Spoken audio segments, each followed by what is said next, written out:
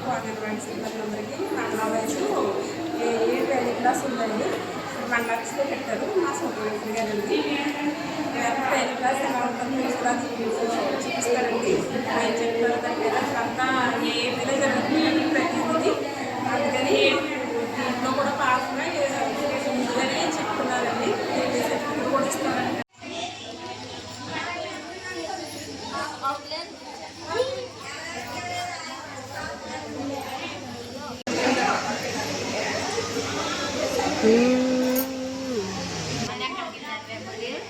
ఈవిడ ఎవరో గజలక్ష్మి జయలక్ష్మి రాయ్. ఈ ట్రైనింగ్ యొక్క ఉద్దేశము అవి కూడా హైమా చెప్పడం విన్నారు, మీ సూపర్వైజర్ గారు చెప్పారు. అయితే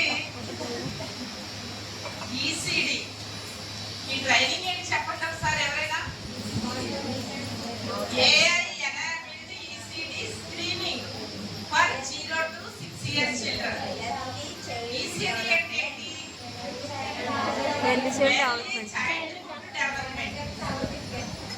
ఎర్లీ చైల్డ్హుడ్ డెవలప్మెంట్.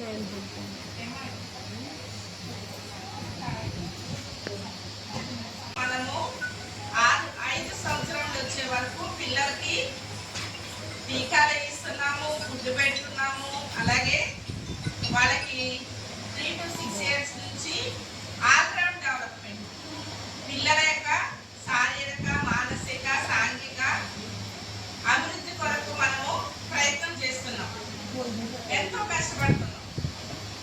అయితే దీనిలో ఒక్క అడుగు ముందుకు వేస్తూ ఏంటంటే ఎర్లీ ఐడెంటిఫికేషన్.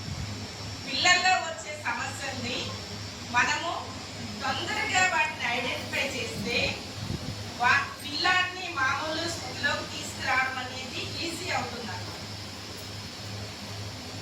ఇప్పుడు మైల్ స్టోన్స్ తెలుసు కదా, మనం తల ఏ వయసులో నిలబెడతాడు పుట్టిన బిడ్డ, మెడ నిలబెట్టాడు 3వ నెలలో జనరల్ గా నిలబెట్టేస్తాడు. హియరింగ్ అనేది ఎప్పటి నుంచి స్టార్ట్ అవుతుంది? వినడం అనేది కడుపులో ఉండగానే స్టార్ట్ అవుతుంది. హియరింగ్ అనేది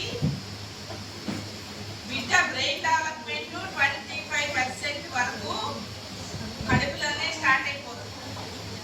అందుకనే కడుపులో ఉండి కూడా తల్లి బిడ్డతో మాట్లాడుతూ ఉండాలంట, అన్ని చెప్తూ ఉండాలంట.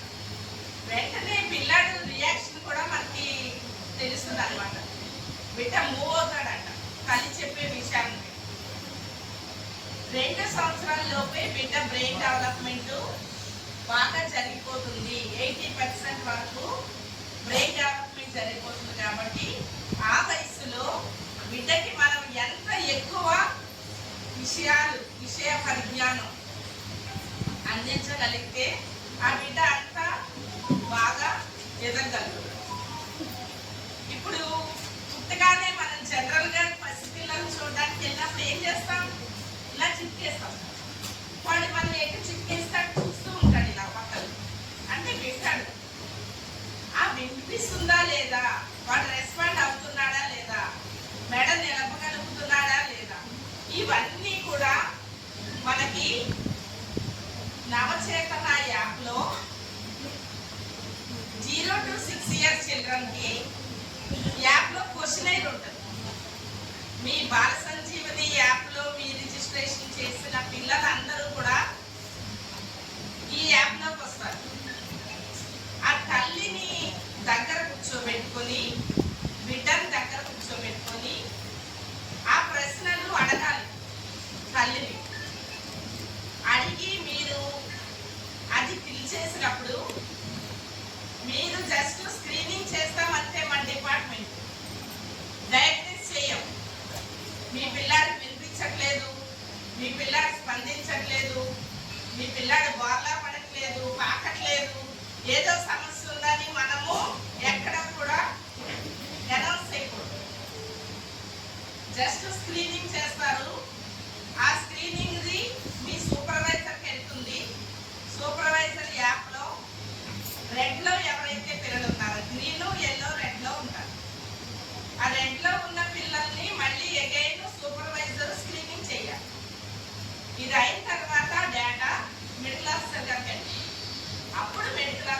చెక్ చేసి ఆ పిల్లాన్ని ఏదైతే ఇబ్బంది ఉందో, మాటలు రావట్లేదా, లేకపోతే వినిపించట్లేదా, మెడ నెరపలేకపోతున్నాడా, ఏ సమస్య ఉన్నదని ఐడెంటిఫై చేసి డయాగ్నోస్ చేసి వాళ్ళని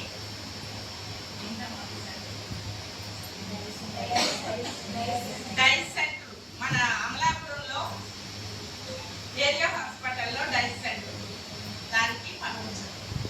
ఇది మనము మానవతా దృక్పథంతో చేయాలమ్మా.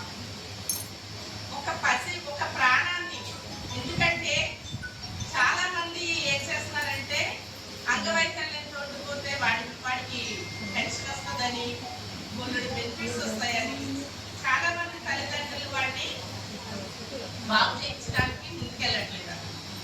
అది చాలా తప్పు కదా. ఇది వరకు 17 రకాల అంగవైకల్యాలు ఉంటే ఇప్పుడు అవి 21కి చేరిపోయింది.